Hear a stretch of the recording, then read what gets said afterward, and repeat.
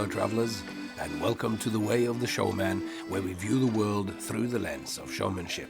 I am Captain Frodo, and I will be your host and your guide along the way. As we explore the philosophy of Freakshow, we continue to explore it with Maria Sienicka. So, those of you who listened in last week, you know that this goes deep into what it means to be a monster, what it means to be a freak. Not to be that as a true part of your nature, but to highlight and present those things about you that can be presented and made monstrous. How is this done? We explore today. And this time, and in the next following 2 episodes, the tables have turned. The questions are now being steered by Anna as she asks these questions, and I take it something similar to these questions are being asked to other different people around the fringes of the freak show world. So I'm not going to go on as much as I did last week about this, but it's worth mentioning here again that this episode is filled with triggering content because we are talking about freak show. And at the center stage of the freak show, we have the strange and the beautiful in the freaky way. So if you are easily offended or you're easily triggered, then this might not be the episode for you. As they say when they invite you into the freak show, this is not for the faint of heart. But know that we are good at heart in these discussions. So I hope you enjoy it. And if you do enjoy The Way of the Showman, please support the podcast by clicking support. If you have it in you to write a review or even just click 5 stars on whatever podcast app you have. It really helps, particularly on iTunes. It helps people find us. So all of that's free for you. Very meaningful to me. So let's jump into the freaky world of Freak Show with Maria. But let it be noted that unlike me, who have no credentials except for standing in front of an audience for a very long time, Maria Sienicka is a PhD student writing about freak show and monsters, and she is a lecturer in philosophy, a professor at Paris Nanterre University. So you know now that this has some credibility, which freaks like me certainly need.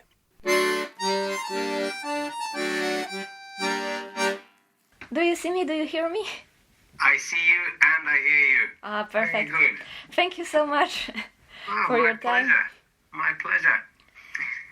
So, tell me about your PhD yes, project. I'm working on freak shows in the field of philosophy, aesthetics specifically, and I try to see if there is something very specific about the freak show art, something that is very different from, for example, the art of the magician, the art of clowning, something that would be intrinsic to the freak show, to the sideshow. So I'm trying to get in touch with many performers to see what they have to tell me about their performances, their experiences, and how is the freak show scene today. Those kind of other things. So I have many questions because I've been listening to your podcast for the last few days. Oh yeah. So I have somehow a strange parasocial relationship with you now. yeah.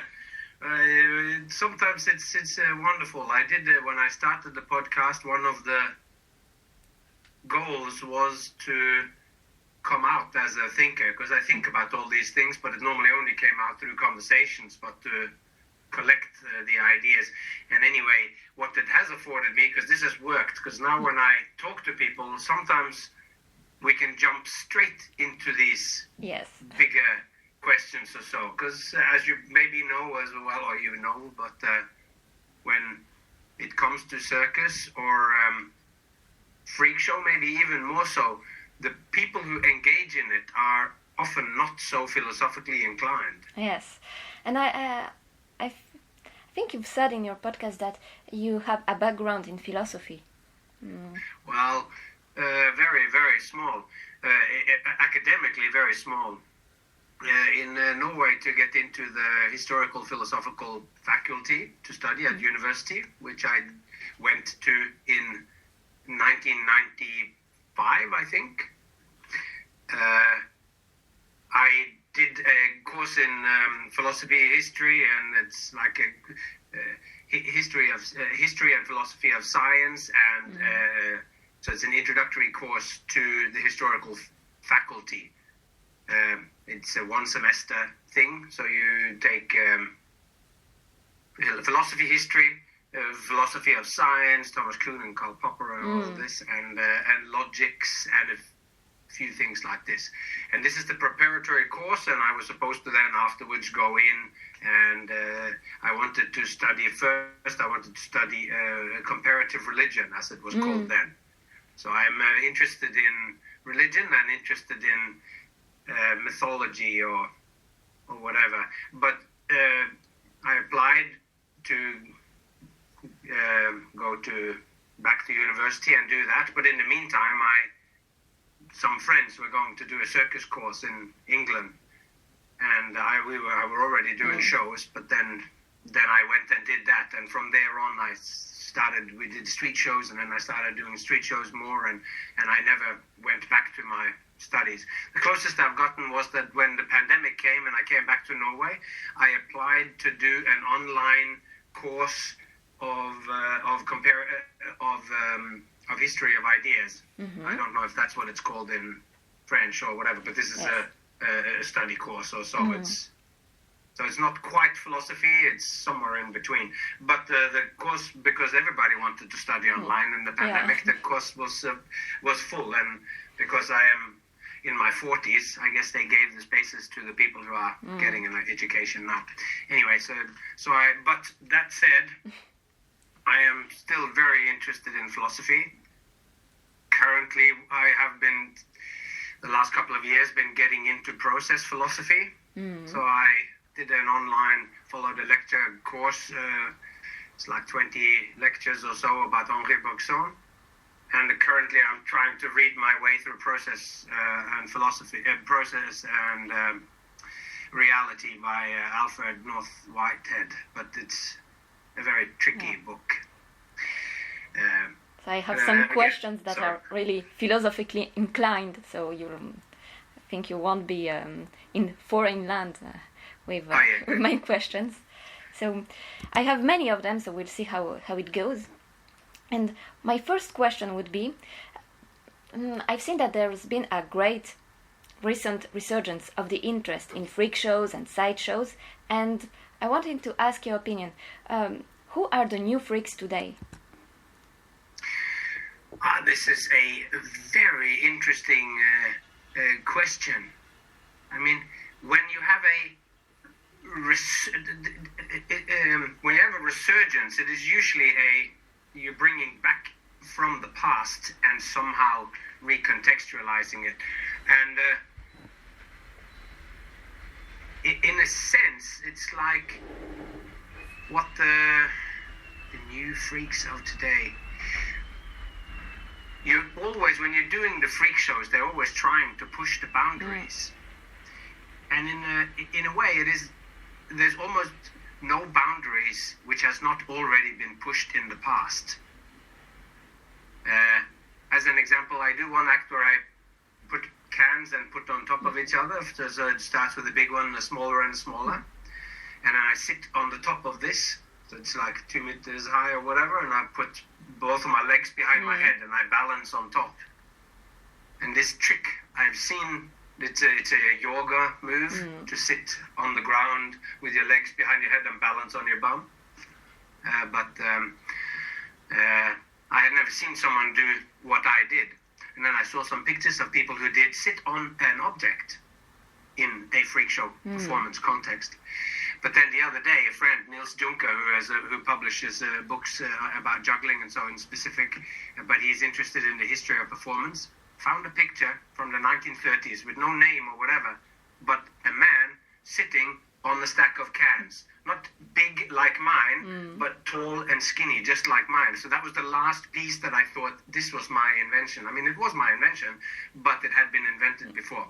So that was just an example of how. So what are the freaks of today? I mean, it's so hard because I think, like, I don't have a specific group. But my thought goes to Robert Bogdan in his book Freakshow. You might know this book. Yeah. And he talks about aggrandization and how it is you make yourself into a freak by highlighting a certain feature of yourself. So when I first joined, really got into the Freakshow world, there was a woman there who identified as a woman, but presented also strongly like a male, but she had breasts, so she was presented as a kind of hermaphrodite in this show. So this thing, like, which is big at the moment in what both they're fighting for their rights, but they're also being ostracized by the right, and the left is pushing in different directions. So gender issues, just on how one presents oneself. I find this to be material or something that we have seen within freak shows already. That was coming in the 80s, but it goes all the way back. I mean, you see, what's her name, Josephine something, who was in the Freaks movie by Todd Browning, for instance. So this half and half or so has been presented in there. So when it comes down to it, to make it an easy thing, I don't know who the freaks are today, because you can kind of still make anyone into freaks.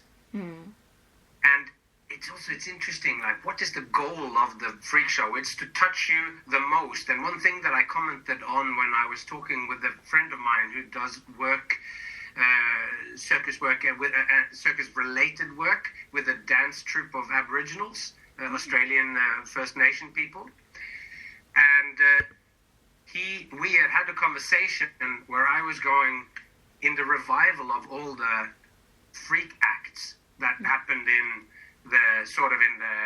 the mid-90s, and that sort of had a resurgence again when we were doing Freak Show at like early 2000s or so, that decade. The thing which was not revived, but which was common everywhere, was to have First Nation people in cages. Yeah. And today, if you wanted to shock and get on the front page and everything, then these hot button topics of gender and of race, which sends people into an explosion straight away. I think that in the past, or that this is this scary area of not knowing, or so it's like when things are unclear or so. This area is the freak show does well in this area. And also I think that the core thing that freak shows do is to hit you not so much in the head, but to hit you in the emotions in the strongest possible way. When things are too strong to be in the circus, they have to be in the freak show. In the circus, you can have the beautiful lady with the stockings and everything, but if it goes any further in presenting sexuality, it needs to go into the freak show, kind of. And you can have dangerous or scary things, but if it goes one step beyond into the really stuff that hits you in the gut, I think it belongs in the freak show. And for today, who the freaks are of today, I think it would be whatever would push those buttons and whoever dares to go into those territories. And I'm not suggesting that one should go into race or into gender, but they are issues which I think would then all of a sudden get freak show on the front page of the paper again.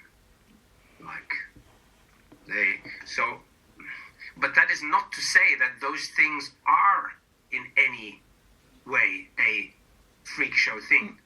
But if we're looking for the new, then most of the time it's a bringing back from the past. Because the guy that I spoke to, Josh Bond, who runs the Jukimala, where he works with this dance performance troupe in Australia, he was interested in exploring this. Because there's some incredible literature of what happened to some of these Aboriginal people who traveled around. And just like in Robert Brogdon's book, how he describes a story of somebody who goes to see the freak show and they meet a black man, a Zulu nation crazy, but then they go, oh, it's Mr. Johnson from down here. But he had just taken a job in this freak show, and then he goes from being just a guy that works in the corner store to being whatever his role was in that show. So we were talking about and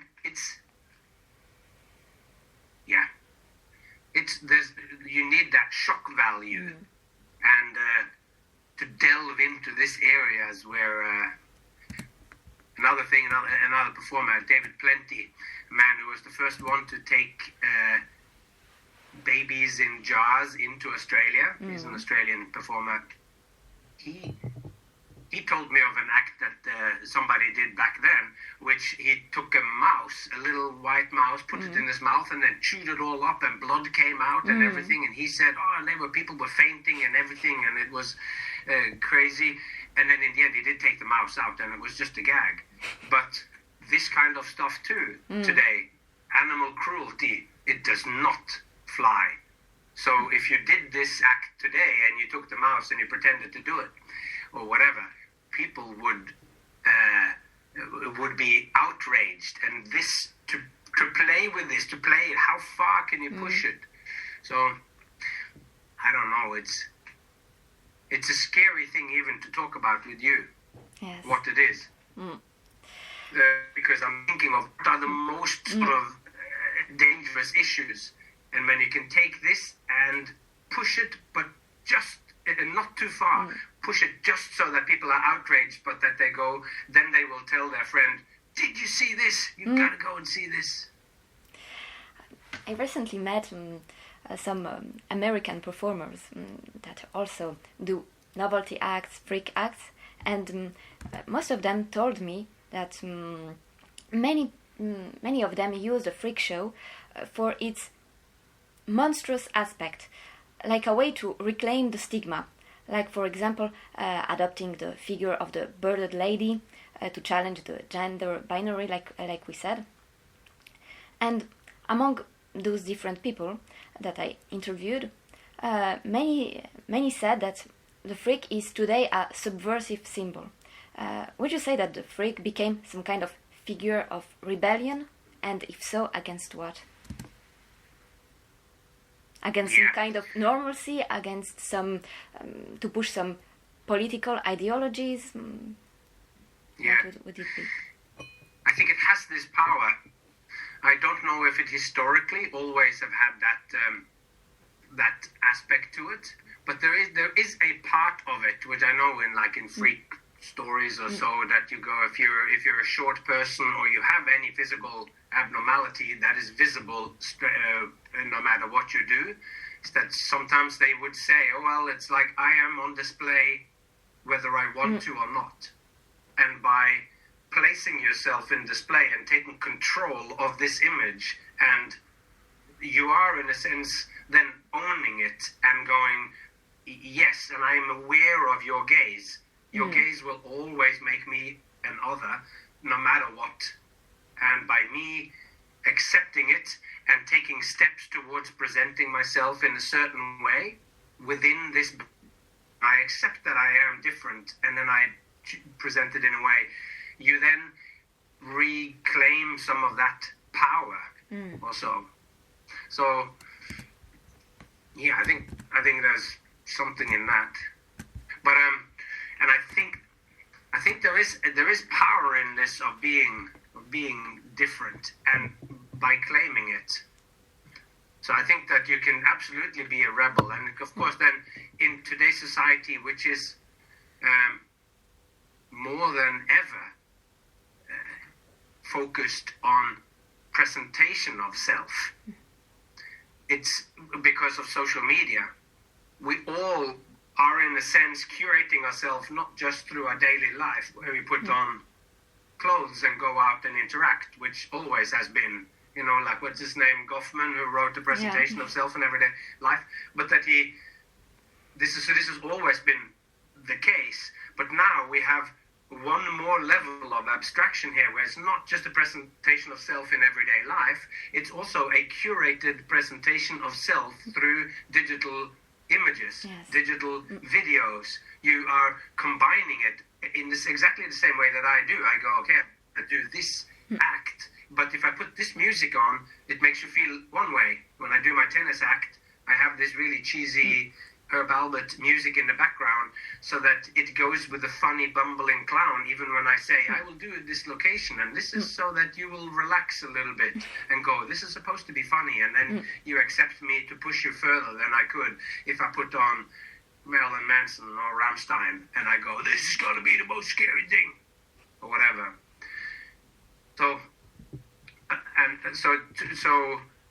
in this, and society is usually pushing, females in one direction, and the algorithm is pushing you in one direction or so for a particular type of beauty. Yeah. And the men are being pushed in another one. I am not interested in violence or in car crashes or this kind of stuff, but it comes in my feed, no matter what. And they know if I scroll down and I go, oh, what's this? Oh, that's disgusting. But they know, oh, he stopped. Next time there will be 2 of this. So they're grabbing your base instinct. So if the algorithm or everything is pushing you in one direction, it is a sort of a rebellious act to go, beauty is more things, like like Camus, or everyone talks about beauty is not just what we think of as beautiful, but there can be a particular kind of beauty in a romantic sense of the death of a loved one or whatever. It's agonizing, but it still has its sense of beauty. And to then make this crazy makeup or whatever, like the sort of drag makeup or so, whether you do that as a woman or a man, like you are exaggerating the features to be crazy, but it is in a sense taking what I know you want me to do and deliberately going against it. And I think there is a rebellious act in that, absolute. But when you open this question, I can't remember the exact words, but that the main thing that you're presenting is the freak and the shock factor. And when we were working with the Happy Sideshow, which we did from 1999 or so 2000, I think, for 5 years or so, we worked hard to go beyond this idea of just showing that freaky kind of stuff. Because to me, I feel like this is the level 1 of you are going with what is already inherent in the freak act. When you swallow a sword, people will think, oh, that's disgusting.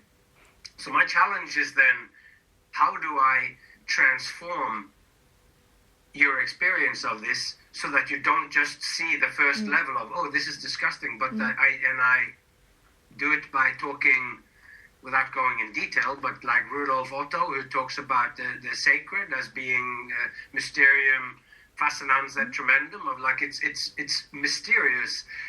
The mystery is that it is fascinating and repulsive at the same time. So and to me, this is the description of what sword swallowing is. If you look at it from a point of view, you don't want to watch, but you can't not watch.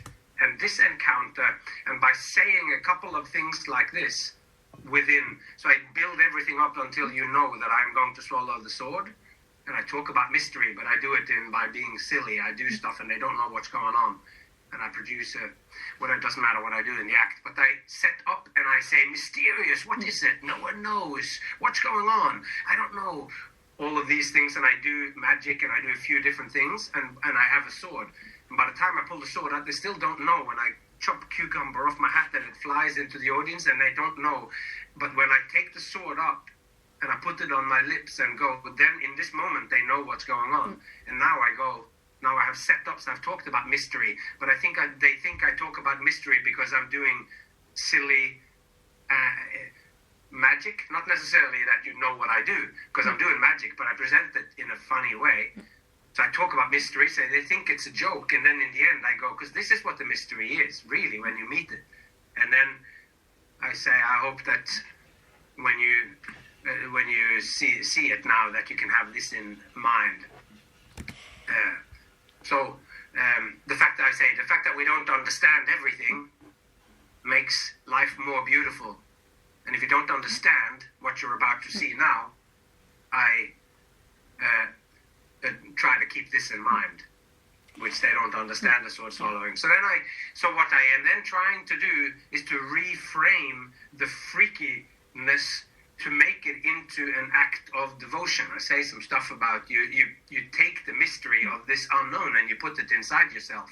So with a few minutes of talking, as I have that strong attention, because now they go, oh, he's going to swallow the sword, I do a little bit that connects to the previous but reframes it in a way that I am proposing to them that what I am doing is a kind of sacred action. In the ancient way of what the mystery is, or so of being awesome, like it's both awful and also awesome, like in the wrath of Jehovah, when people experience an angel or so, it's beautiful but also terrifying. So this was with this idea of what, and part of the reason why this works, I think, is because when somebody is proposing to swallow 1/2 meter of sword in your mouth, then they feel it.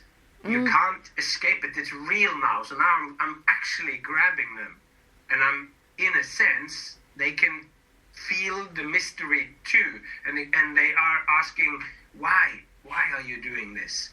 And in that sense, maybe the participation is stronger, in the same way that you do when you watch somebody walk on the high wire. You can feel it. Your hands get wet and your heart goes faster, because you go, I don't want to watch somebody die.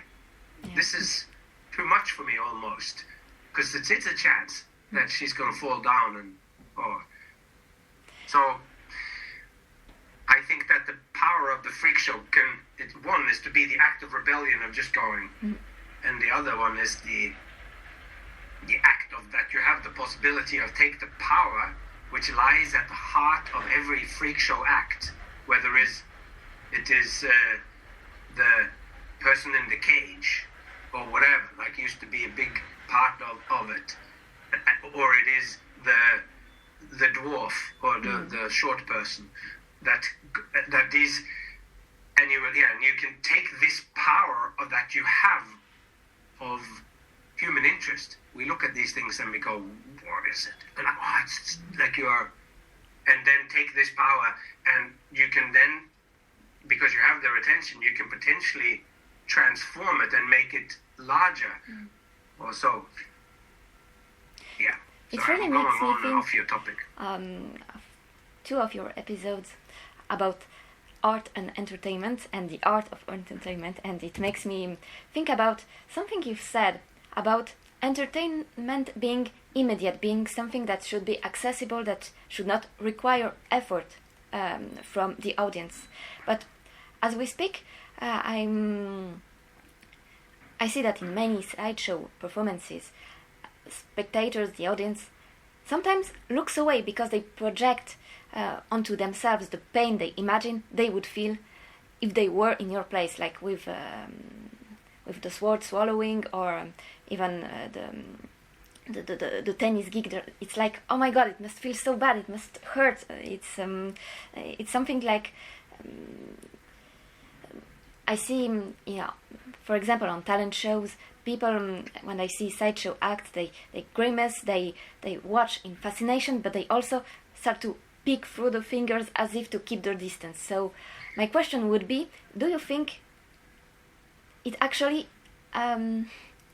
involves an effort to be a member of the audience of such a sideshow act. And could we think that the sideshow act, the sideshow performance, is more the communion between the performer and the audience, is some kind of shared physical trial?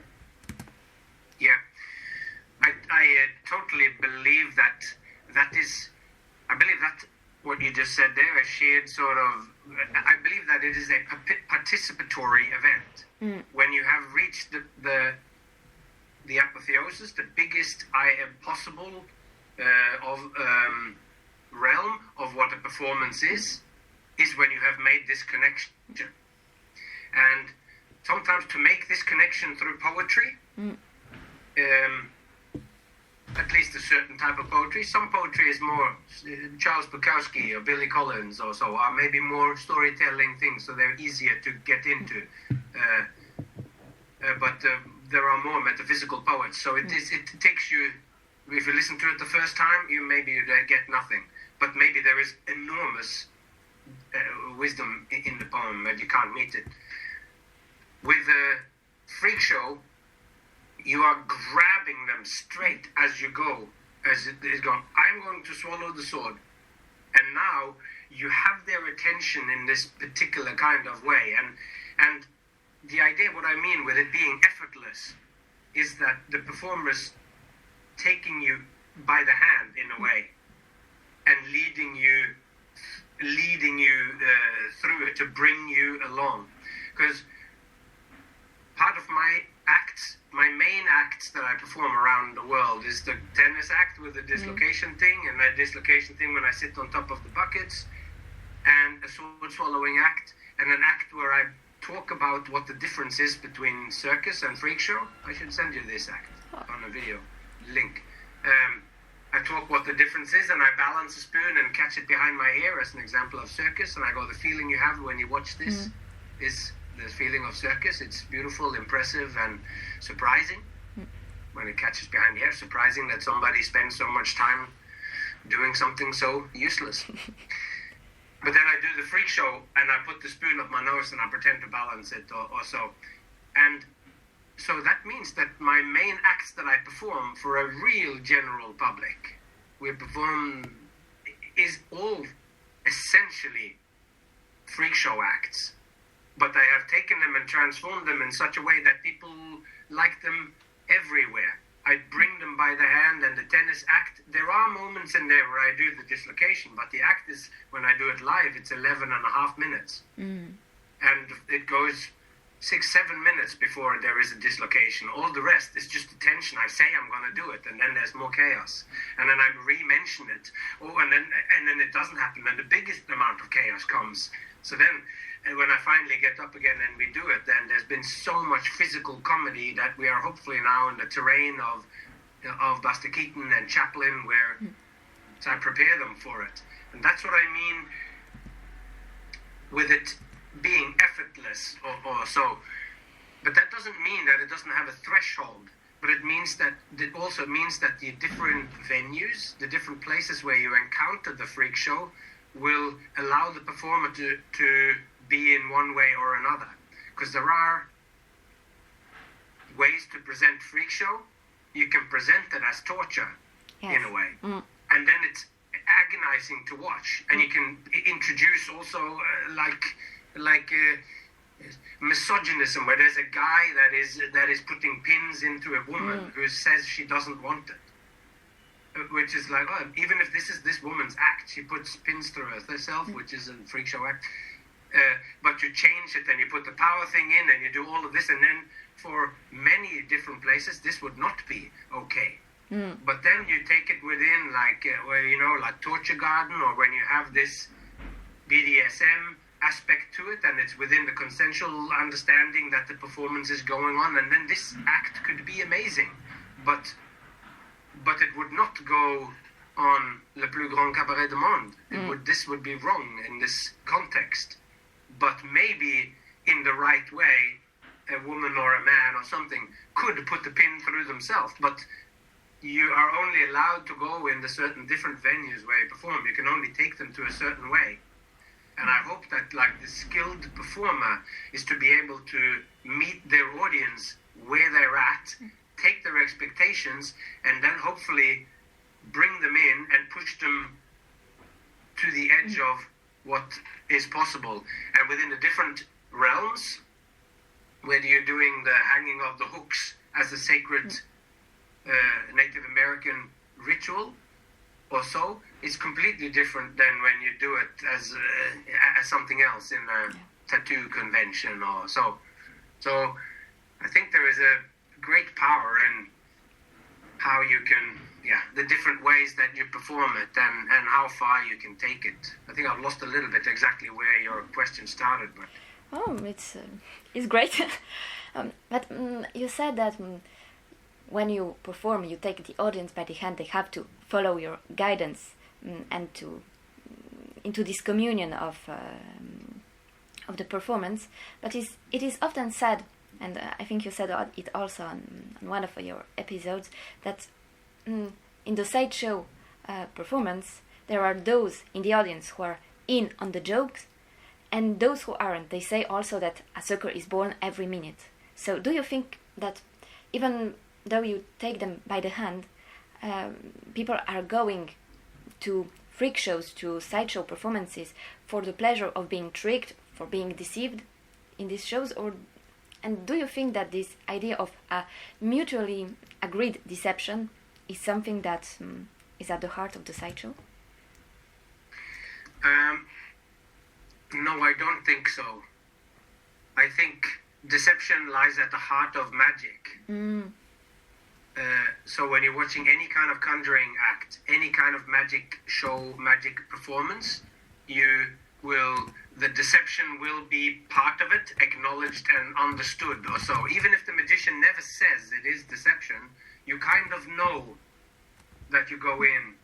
But of course there is the blurry edge there as well, of where it goes into the religious. Uri Geller famously claimed he had supernatural powers, which made the magicians expose him or attack him, because now he is no longer saying he's a magician, and they go, yes, you do. This is the thing. So, but I think there is deception within the freak show, and maybe even more what Robert Bogdan calls aggrandization. It's to exaggerate what is there. The giant would have even though he might be 2 meters, 2 meters high and a half, they would put him in the big shoes with the big heel and with the big hat. Maybe the big fur hat of the Russians, maybe a big cowboy hat. You see the pictures from so not only would they be, but there would be something more as well. And when you go on, and you would stand up on the stage, and maybe when he walks on, just the dramaturgy of it, he would walk in and stand on a box, and then the talker would stand just a little bit behind or on the floor to present, so that you have the man pointing even more upwards, because you want it to be larger than life. But I don't think that the deception was a part of it in the same way. But I think it's also we also have to remember that there is a, historically at least, because now it's not so common anymore, and it's a common theme of the books of saying by the time of the 1980s,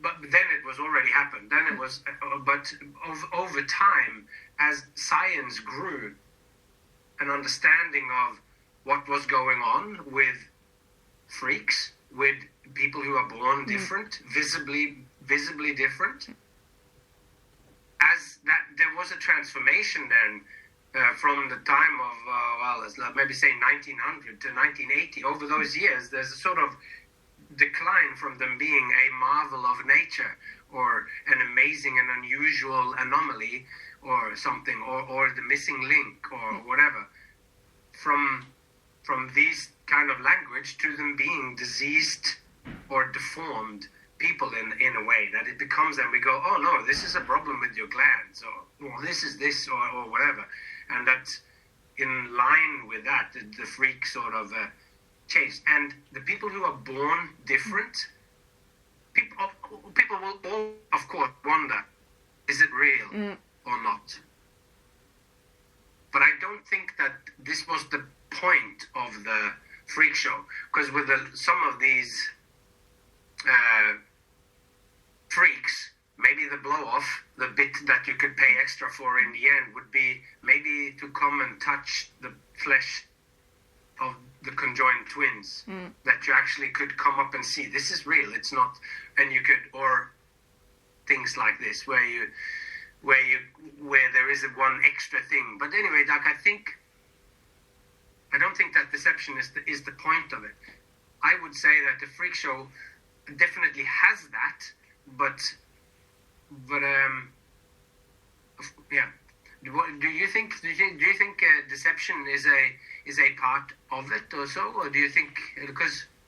No, I think there is a part of deception when I try to think what is specific to the freak show, to the sideshow, and I try to define it for my students, when I try to define it in my work, even though it's really difficult because it's a show that is always evolving.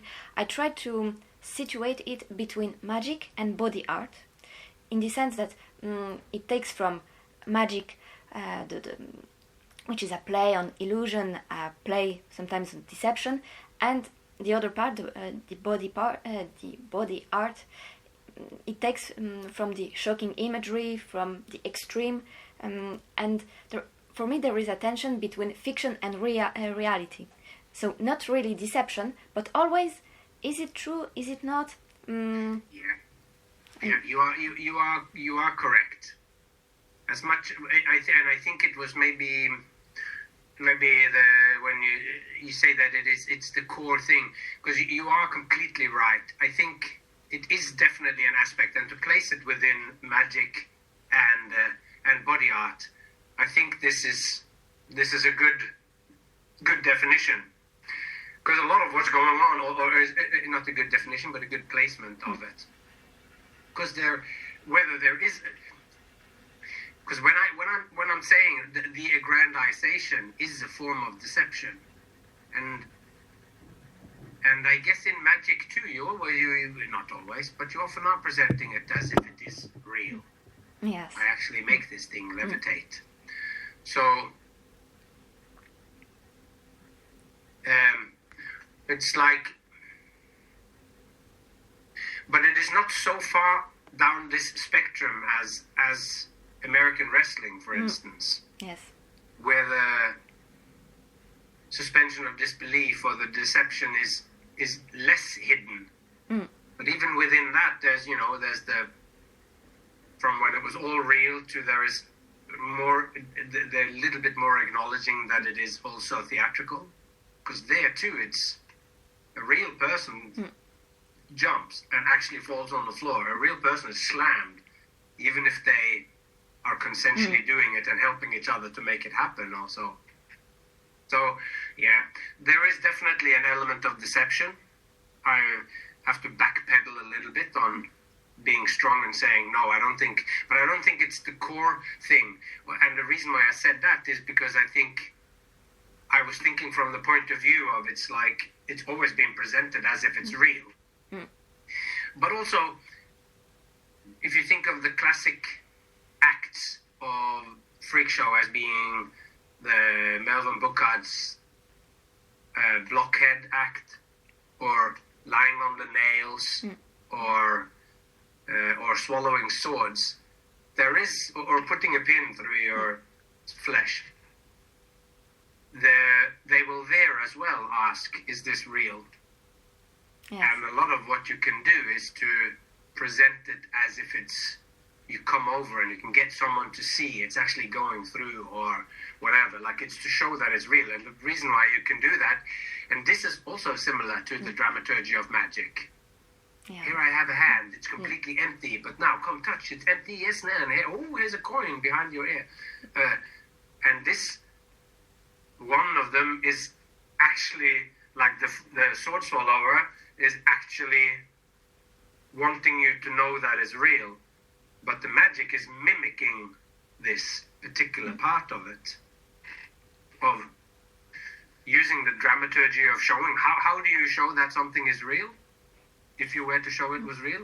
And then the magic does all those things, but in such a way that it is still not real, but they mimic the process of that. And then, because there is, in much of what's being presented in Freakshow, the skill that is presented, putting the pins in, lying on the broken glass, swallowing the sword, it is what it is said to be. What you see is what it is. Yeah.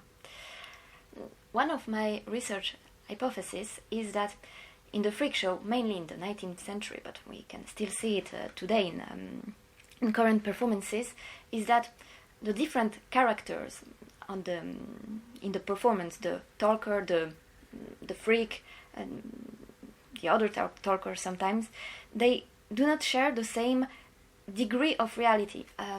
By this I mean, I think that the talker is more extra diegetic than the freak. He takes the audience by the hand to accompany them into the fictional world, and the freak is in this fiction because he becomes a freak when he's seen, when he's on display, when he performs. But those different characters are a way to step into the fiction. Yeah, brilliant. I completely agree.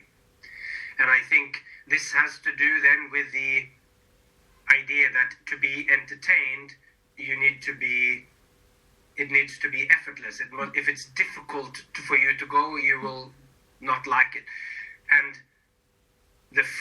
for the freak to be able to be as freaky as possible, you have the talker which brings you into it, which tells this little bit of story, whether it is found on the island of such and such, of the island of Miss...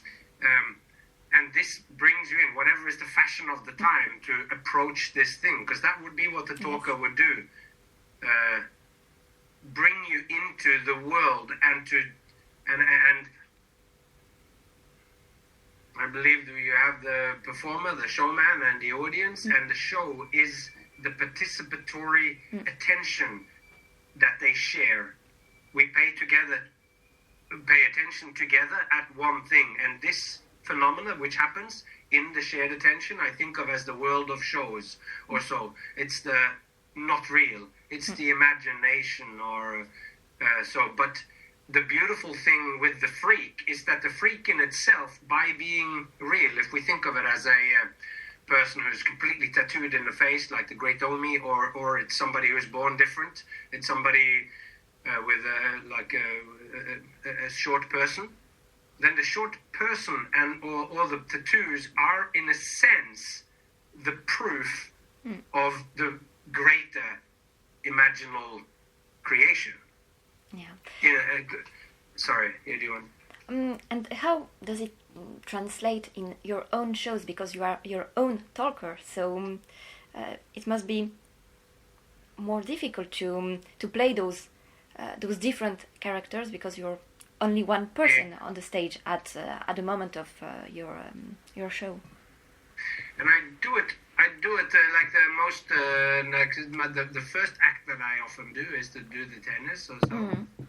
And in this one I start to introduce myself, and the way that I do it is slightly self-deprecating or so, and I am odd and I look odd in the short pants, very short pants, and I look very funny already. So when I come out and I say so the overall idea of this is that I use the structure and the subversion of my own what I have said. So I come out and I say, here we go, blah, blah, blah, and I was born like this with the ability to do bend and contort, and I'm going to squeeze through these tennis rackets, and it goes like this, and it has a certain rhythm, and then when I am going to go through, then I do a whole lot of jumping around, but do almost nothing. So now they go, because when I make the presentation, I go, okay, and now I'm going to squeeze through these rackets, and it goes like this. And then it has had a certain pace where you think, oh, okay, this is going to take 3-4 minutes, and then it's finished. Because I can see the pace. And then when I do the first one, it's like, oh, this is something different happened now. It sounded like I was just going to do it right now, but after all of this jumping around, I have done nothing. So this is much more difficult, or much more. So, and from there, the chaos of it, it introduces slowly more and more.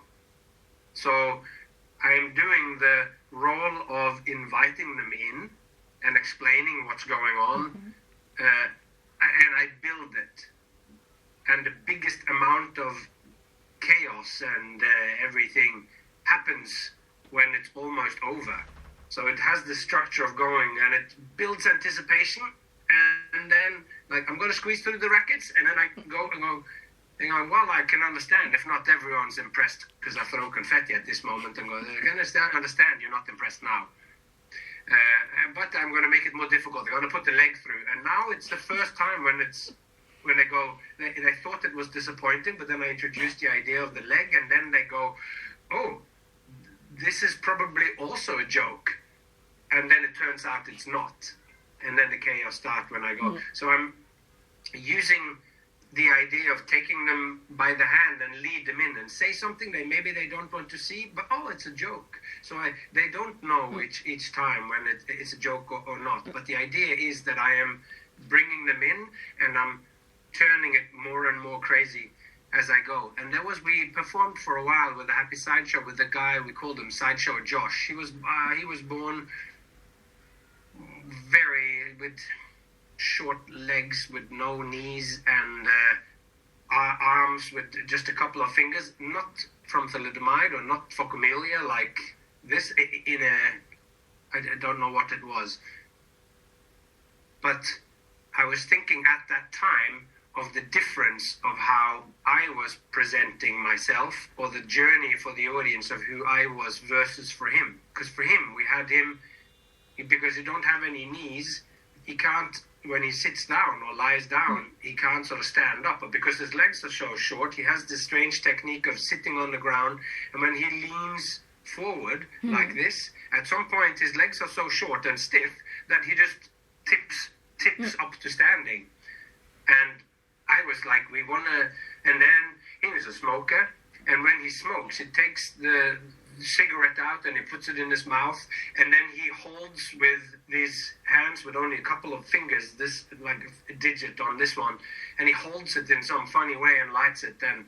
So the act that we had him do, in a sense, was he comes out on stage, and in this moment he is a freak completely, and we presented him as a unique and born like no other and all that, and then he comes out, but then the act that we do with him is him doing something very strange.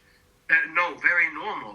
He goes in, and then he sits down, and then he gets the cigarette out and he puts it in, and then he stands up in this strange way, and then he lights a cigarette.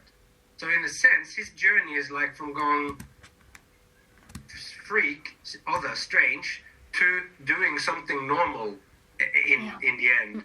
But mine is I come out and I look like normal. And I can do a few things with my joints, and through my act, I stand out then at the end as I'm going, oh, this guy is actually a freak, or he's crazy at the end of it.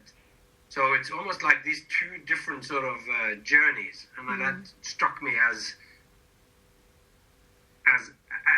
interesting. So of course the freak could also come out and lie on a bed of nails or something, but almost because they are who they are, there's nothing that they can do that can make you more freaky, more other, more confronting than that he takes his shirt off and he's just standing there in his pants, and you go, like, because there's something there, and I don't know exactly what it is, and I know that, I can't remember which book it is, but it's, at the time in the 80s. It also comes out in, I think, maybe the last Sideshow or something, the book that talks about Ward Hall. And he works with a short person who had been eating fire with him for a very long time. And sometime in the 80s, it became illegal to exhibit deformity in America. So this guy, and the kind of regulation that's started to cover it, you probably already know this, but that the regulation was the kind of regulation that would prohibit sexual acts on display. That it's, I don't know what that's called exactly, but it's acts of moral turpitude or something like this. And I was thinking that there is something when he then takes his shirt off in our act, and Matt Fraser also performed with us. And when Matt Fraser take his shirt off, and he did some karate things and smashed bricks with his head. It was crazy. But when he comes out and he takes off his shirt, and you just see him, who at the first look, he's a very good-looking man. And then he takes that off and you look at it, and he's sort of going like, there's something scary now. And I could almost understand why the pornography laws was used against this, because we feel like we're watching something that we shouldn't watch. Or like it's got a graphic nature to it, or so. Now I don't remember anymore where the question started, but I find that sort of fascinating, the two sort of journeys. And this was also something that I spoke with Matt Fraser about, because he would, when he did his show Seal Boy Freak, he was doing a lot. He was also doing normal things, not doing freaky things. He didn't swallow a sword, didn't put a pin in his flesh or any of those things, because he don't need to. He would play the drums, and he would shave, because this was the act. This was what CeeLo did. And of course, when I got the guy to stand up to smoke the cigarette, it was of course inspired by this tradition of having the freak do something normal. And it is also like there's nothing he can do that would be more crazy than existence. It's interesting listening back to these episodes. It's funny to be on the end where I am the one that's being asked the questions. I guess that happens a little bit when Jay is asking me things, but then he's asking them stuff that he is inspired by things that we've already talked about. So it's interesting to hear me try to figure stuff out as I go. And also it has been pointed out to me that last episode I forgot to do my normal sign-off. That might be the only time in the 130 episodes or so that we recorded where that has happened. But if you were the ones who listened to that and missed out, then please subscribe to make sure to not miss out on me saying it for every episode from here on in. So until then, until you've subscribed, take care of yourself and those you love, and I hope to see you along the way.